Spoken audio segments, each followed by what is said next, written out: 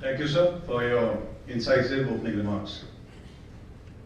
What better way to start our understanding of the 65 war than to listen to the man who has just documented the entire 65 war, Mr. Nitin Gokhale.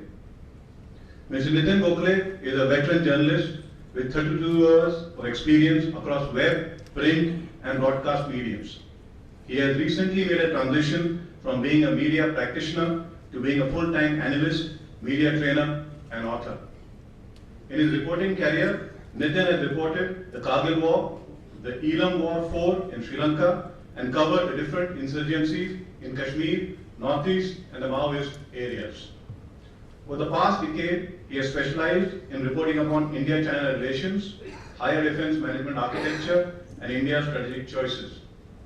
Nitin is also one of the few journalists who has extensively traveled and reported from Tibet, Ladakh, Arunachal Pradesh, and Sikkim. He is the author of 4 books on insurgency, war, military, and demography.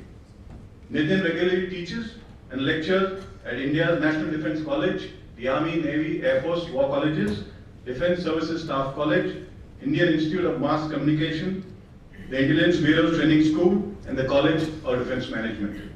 I now invite Mr. Nitin Gokhale to give his talk on the strategic backdrop to the 1965 war. Thank you, Ashish. Good evening, ladies and gentlemen. This is actually overwhelming for me because I was all of 3 years old when the 65 war happened. So really, there's no match to the experience this room has. Those who have fought the war, those who have participated in the war, those who have seen the war from the sidelines of diplomacy.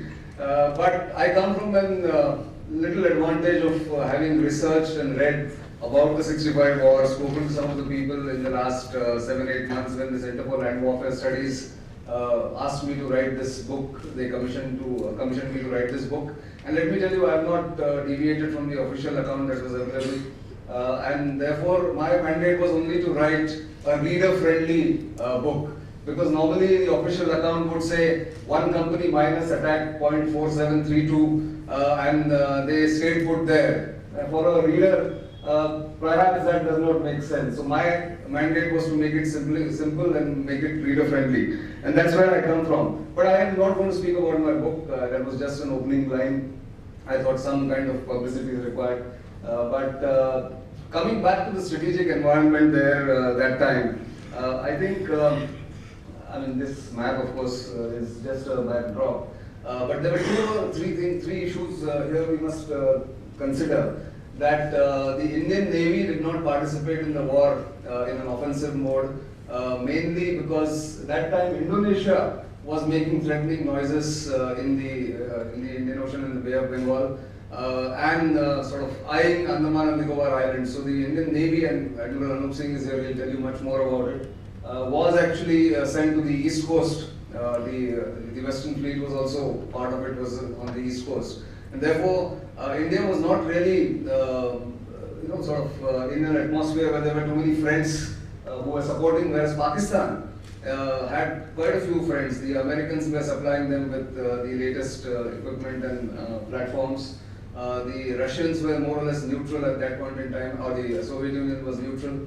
And of course, the UK was always playing the typical perfidious part that they play. The devious, the British who would talk one thing to India and do quite another, and always support the Pakistanis, if you read that history that time. So that being the atmosphere, I just want to quickly bring in why we need to recall the 1965 war. General Wage has spoken about it.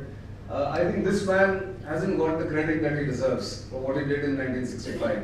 This was a speech, the photograph on the left-hand side was a speech on 26th of August 1965 in Ramlila Maidan, where he said that, "Agar hatyaron ka jawab hatyaron se nahi denge to hum kya karenge?" That was the clarion call, and Pakistan has missed it. They didn't realize that he was a man who had a steely resolve, and he would take an action which they didn't expect, Bhutto didn't expect. Bhutto in fact told Field Marshal Ayub that, "Take it from me, that India will not go out of Kashmir to fight. They will confine themselves to fighting Pakistanis in Kashmir itself, Jammu and Kashmir." But he did go out. So quickly, the international context that time, And India was economically weak, politically in an uncertain time. Pandit Nehru had just died, Shastri had taken over, and as everybody knows, his size was seen as a disadvantage without looking at his leadership qualities. J&K was in turmoil not just because Sheikh Abdullah was arrested or returned, but also because the Hazratbal shrine, the hair of the Prophet Muhammad was stolen there, and people were quite in turmoil in 64, 65, and therefore, and the military, which again mentioned it, from 3 lakh, the Indian military was about to become 8 lakh strong, and it was in an expansion mode. The raisings were done, but they were not fully equipped, they had not practiced with each other, they didn't even know about each other, and many of those raisings were meant for the mountains. 4 mountain division, was supposed to be, 14 division was there. They were all meant for the mountains, but they had to be brought into the Western theatre to fight the Pakistanis. And Pakistan therefore thought, and especially Bhutto thought, and I think this war was not Ayub's war, not General Musa's war, but it was Bhutto's war, who was at his persuasive best, who actually persuaded Field Marshal Ayub and General Musa. We went over General Musa's head to Akhtar Hussain Malik, who was the GOC 12, sitting in Murray, who first conceived Operation Gibraltar for sending in infiltrators. And of course, then in August 65, they sent in some 30,000 infiltrators with trained army personnel in a hope that the J&K people will rise up in revolt, which did not happen. In fact, many of those people in the first day itself were caught because the local population, and especially a shepherd called Muhammad Deen, caught 2 Pakistani officers who were in Mufti, who gave him some 400 rupees and said, please help us locate some strategic places. He went running to the police station and to the army, and those 2 fellows were caught within 24 hours of their infiltration. This photograph is in Delhi when they were brought to Delhi and paraded before the media at that time, and the entire plan was revealed to the international media and to the international people at that point in time. Of course, this the big triumph was in end of August 1965 was the Haji Pir operation. These are the photographs from there. But what one must understand is when Grand Slam was launched, I think it is a combination of luck, grit, and some splendid fight back that happened at that point in time. Talk about the run-up to the war itself. During the Kutch agreement which happened on 30th of June, it was very clear that the British Prime Minister at that time, Harold Wilson, was not really India's friend, and he sort of forced the agreement on India. India was in a weak position politically, economically, and internationally, so that was accepted. And then those Kargil, 2 battles happened in Kargil Point 13/6/20, which actually gave away Pakistan's designs that time. But if Operation Grand Slam was thwarted because of, as I said, a combination of grit, luck, and some plain old counter-attack by India, I think the boldest move was here, Operation Riddle. And there's a story which Marshal Arjun Singh, or the Marshal of the Air Force, has spoken about in various interviews. And also there is a small story about him about Shastriji in one of his biographers' book, where apparently he was asked on the 3rd evening, 3rd September, that we are under tremendous pressure in Cham and Joria, what should we do? And he had spoken to the defense minister, who was Y.B. Chavan at that time, and he said, what are you waiting for? Why can't you open the Punjab front? And they were astonished, the 3 chiefs, that here is a prime minister who is giving this order, because they never thought this order would be given by a politician. And then they took that entire Operation Riddle was opened on 6th of September morning. 3 Jat went across the Chogil and went up to the Bata factory. And General Sahni would recall all the time, whenever I speak to him, he says those fellows went there and started wearing and trying those shoes in the Bata factory. There was nobody in that Bata factory there on the outskirts of Lahore. Pakistanis had fled. And the interesting part is the Pakistanis were so sure that the Indians will not attack in the Punjab front that 25% of their strength in the army was on leave. In that month, in that period, actually in September. So they never expected this attack, and therefore they continue to sell this myth that India is the aggressor and India opened the war on 6th of September, which was not true. The famous battle tanks that one has seen, one has read about, was of course one in Pilora, where Lieutenant Colonel Tarapur won the Paramveer Chakra, one of the two Paramveer Chakras in 65. And of course, but again, this is the other issue, that one corps was absolutely brand new. It didn't even have a proper headquarter. The headquarter was established in Kaluchak. And we have to remember one thing about 65 is that time Western Command extended from Kargil to Kutch. Today we have Northern Command, we have the Southwestern Command as far as the army is concerned. And look at the kind of, the area that they had to cover.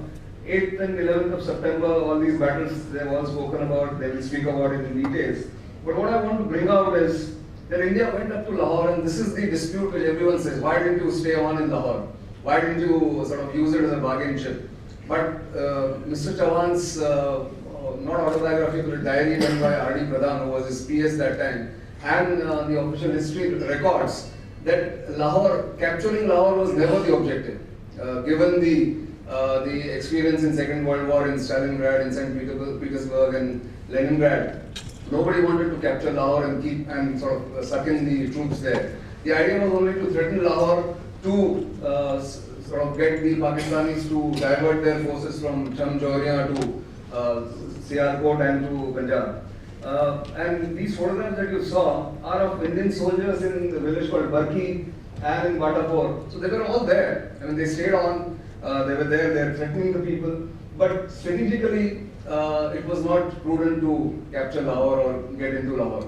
So that's something needs to be understood. Of course, these are all heroes of that time. Again, this is very tactical. But these heroes need to be remembered for what they did. And Muhammad Deen, I put it here because he is the man who first informed the people about the infiltrators in large numbers. And the people of India. I mean, I was reading some of the newspaper accounts of that time. When the forces were moving to the border, there were langars put on in Punjab, in Jammu, and people were being fed by the local people. And all of you who have participated in that war will remember that the kind of support that even trucks and truck drivers and truck owners gave to the Indian Army to transport their troops and ammunition is unprecedented. I think, and finally, I just want to say this Time magazine, of course, had this cover story, War in Asia. Life magazine had a full issue devoted to the 65 war. But two things I just want to say, and I've said this very categorically in my book. This is my book where I've said how India won the war. I've been criticized for it, panned for it by the usual suspects. But I'm sticking to it for three reasons. And I think General Vij has outlined one of them.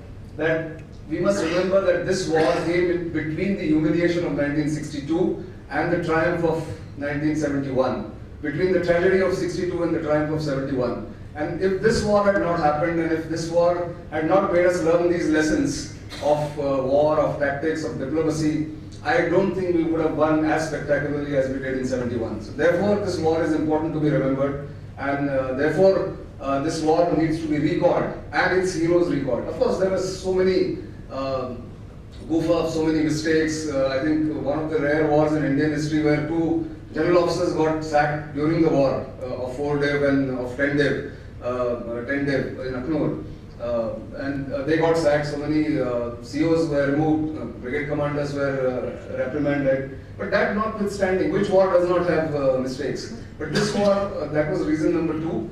And reason number 3 is the statistic, which I think General Hassan will tell you, that India won, sort of captured more territory of Pakistanis.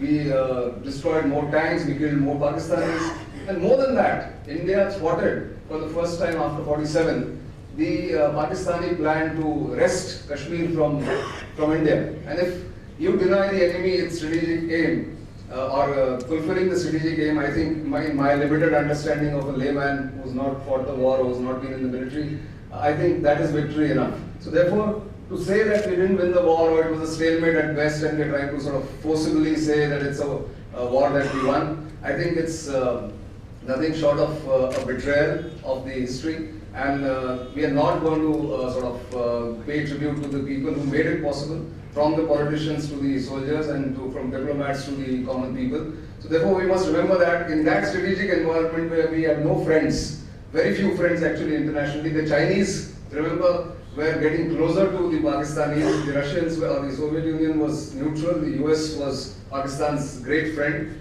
And in that atmosphere, to overcome this odds and turn the tide is, I think, extremely important to remember and recall. And therefore, the tribute to those people who were there that time, the leadership as well as the soldiers. Thank you for your attention.